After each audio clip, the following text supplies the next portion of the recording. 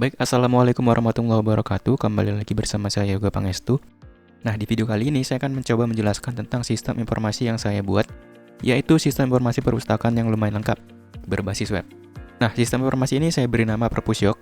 Sistem informasi ini dibuat dengan menggunakan bahasa pemrograman PHP native untuk di bagian backend-nya. Sementara itu, untuk bagian front-end-nya saya menggunakan bantuan dari template Bootstrap Admin versi 3. Nah, kemudian untuk database-nya sendiri saya menggunakan MySQL. Sekarang kita akan coba lihat database-nya terlebih dahulu. Nah, untuk database-nya di sini saya beri nama db_perpustakaan, di mana di dalam database tersebut ada tabel pemasukan, pengeluaran, anggota, buku, transaksi, dan terakhir ada user. Nah, itu untuk database-nya. Kemudian kita akan beralih ke struktur codingnya. Nah, untuk struktur codingnya itu sendiri seperti ini, di mana di dalamnya ada laporan, kemudian ada page, buku, pemasukan, pengeluaran, dan lain sebagainya. Nah, jadi bisa dilihat kurang lebih seperti ini untuk struktur codingnya.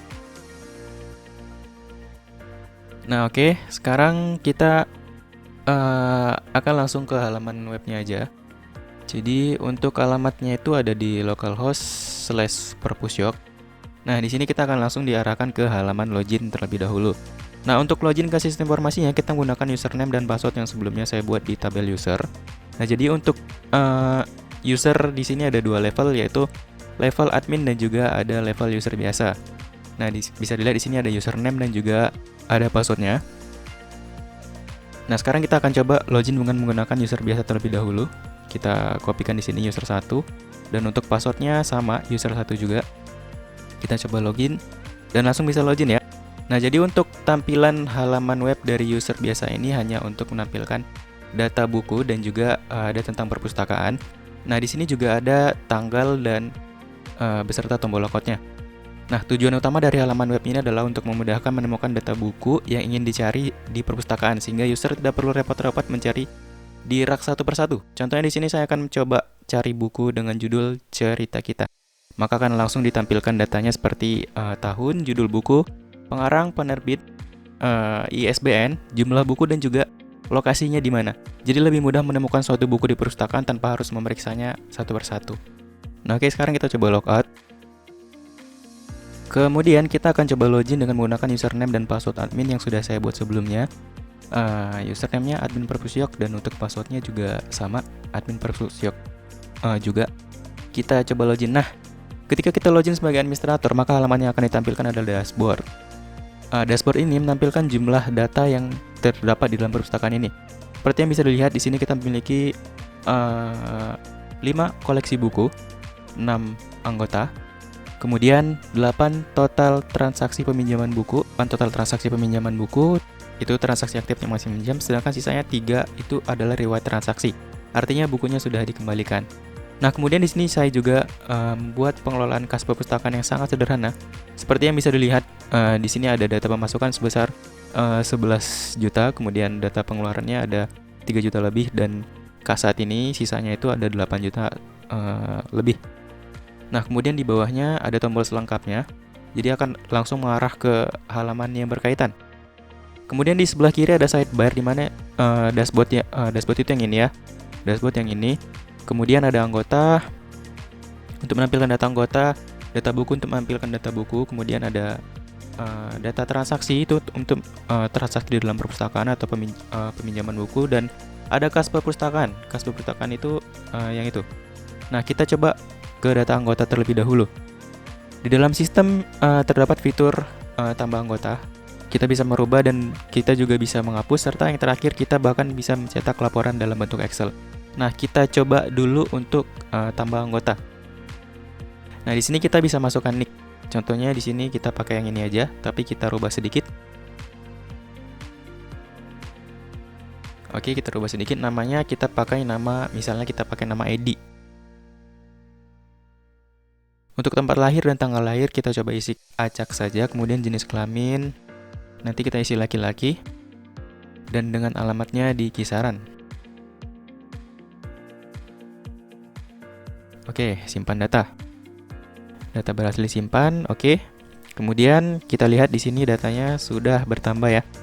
Nah, sekarang kita akan coba edit atau kita ubah datanya. Misal kita beri nama seperti ini. Kemudian kita klik simpan. Data berhasil disimpan. Nah, oke. Sudah berubah ya. Kemudian di sini kita juga bisa melakukan cetak kartu dari setiap user. Nah, kita coba cetak. Di sini akan langsung terdownload ya. Nah, sekarang kita buka. Seperti yang dilihat, ini sangat sederhana sekedar memunculkan identitas dari si anggota yang kita cetak kartunya tadi. Nah, sekarang kita mau coba hapus anggota ini. Tinggal diklik hapus. Nah, klik OK. Data berhasil dihapus, OK. Dan datanya sudah hilang. Nah, terakhir di halaman ini ada fitur cetak laporan anggota untuk menampilkan informasi semua anggota dalam bentuk Excel. Kita coba cetak. Nah, oke. Di sini sudah tercetak semua informasi dari semua anggota. Ada nick, ada nama, ada tempat lahir, ada tanggal lahir, ada jenis kelamin, alamat, dan juga di bawahnya sini ada kolom untuk tanda tangan kepala perpustakaan jika nanti diperlukan. Nah, oke. Selanjutnya kita akan beralih ke data buku. Nah, jadi data buku ini singkat saja, ini sama seperti data anggota sebelumnya, di mana kita bisa menambah, edit, hapus, cetak, dan ya buku kita skip aja, kita langsung ke transaksi. Nah, jadi menu ini adalah menu yang paling penting, di mana transaksi ini memuat data transaksi peminjaman buku ya. Nah, jadi di sini ada tombol tambah transaksi, kemudian ini untuk data peminjaman buku ya, tambah transaksi, kemudian ada tombol perpanjang, ada tombol kembali, dan tombol hilang, dan juga di bawah ada tombol untuk cetak laporan. Langsung saja di sini saya akan coba menambah transaksi peminjaman buku. Ini gunanya adalah untuk meminjamkan buku. Di sini kita tinggal memasukkan judul bukunya dan nama anggotanya. Kita pilih acak saja. Nah, kemudian di sini saya jelaskan sedikit untuk tanggal pinjam dan tanggal kembali sudah otomatis, di mana tanggal pinjam otomatis di hari di mana buku tersebut dipinjam, dan untuk tombol kembali adalah 7 hari sejak transaksi peminjaman buku dibuat, sehingga kita tidak perlu mengisinya lagi. Oke, seperti itu ya. Nah, baik, langsung aja simpan data.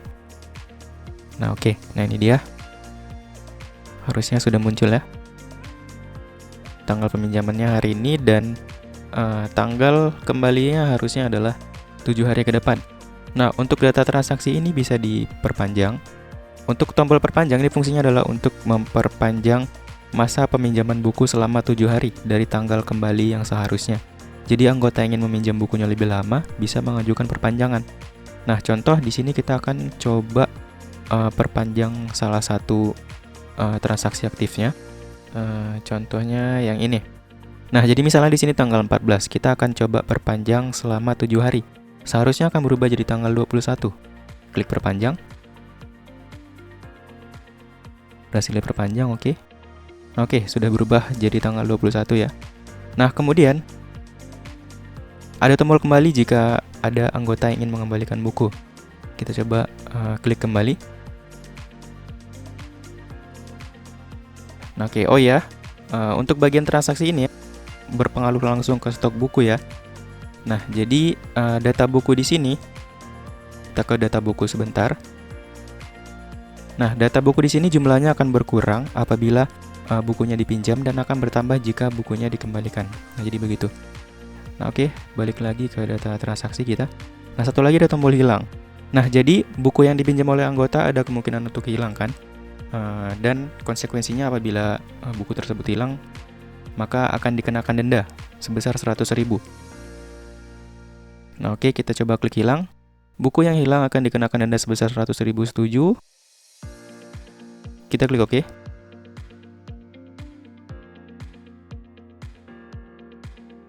Nah, nominal data selanjutnya. Nah, ini data ini akan langsung masuk ke dalam data kas pemasukan.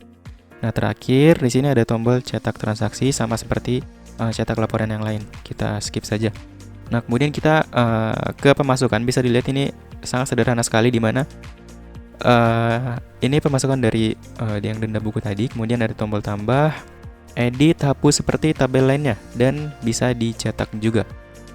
Nah, kemudian untuk pengeluaran juga ini kurang lebih sama seperti pemasukan. Ini saya persingkat saja ya untuk menghemat waktu. Jadi ada pemasukan, ada pengeluaran, sisa kas saat ini. Nah, sekarang kita coba tambah pengeluaran sebesar 200.000 untuk membeli sebuah keyboard.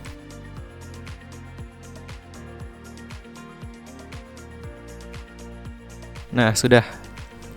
Oke. Bisa lihat di sini pengeluarannya bertambah dan sisa kasnya berkurang dari yang sebelumnya. Nah, terakhir di sini ada tentang perpustakaan, ada informasi tentang perpustakaan dan juga peraturan yang terdapat di dalam perpustakaan ini. Nah, mungkin itu saja yang dapat saya sampaikan mengenai sistem informasi yang sangat sederhana ini, namun menurut saya ini udah lumayan lengkap ya. Nah, untuk setiap kekurangannya saya mohon maaf. Terima kasih atas perhatiannya. Wassalamualaikum warahmatullahi wabarakatuh.